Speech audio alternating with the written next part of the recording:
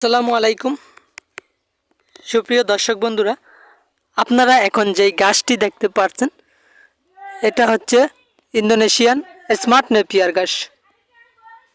তো দর্শক, এই ঘাসগুলা বৈশিষ্ট্য নিয়ে আপনাদের কিছু জানাবো। এই যে দেখুন, উপর থেকে নিচ পর্যন্ত সম্পূর্ণ অংশই কিন্তু পাতা। আর এই গাছটা সোপালু হয় থাকে, মানে জোপালু হয়। এক একটি সোপে অনেকগুলা পর্যন্ত চারা গজায়, কিন্তু গাছটা হয় খাটো।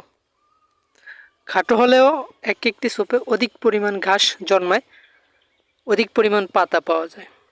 অন্যান্য ঘাস অনেক লম্বা হয় কিন্তু সোপায় কম থাকে, কিন্তু এই স্মার্ট নেপিয়ার ঘাসটায় সোপায় অনেকগুলো ঘাস থাকে।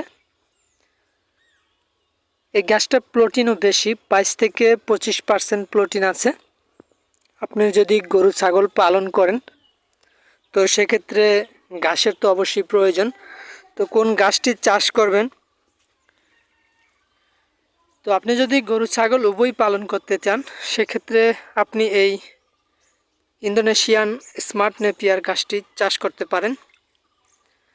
এই ঘাসটা প্রোটিনও বেশি এবং অধিক পরিমাণ পাতাও হয়ে থাকে।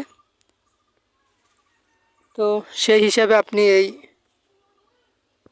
স্মার্ট নেপিয়ার ঘাসটা চাষ করতে পারেন। দেখুন, পাতা আর পাতা এই গাছটাতে। তো দর্শক, আপনারা যদি এই ঘাসের পরিপক্ক কাটিং সংগ্রহ করতে চান অবশ্যই আমাদের সাথে যোগাযোগ করলে আপনারা আমাদের থেকে এই ঘাসের কাটিংগুলো সংগ্রহ করতে পারবেন।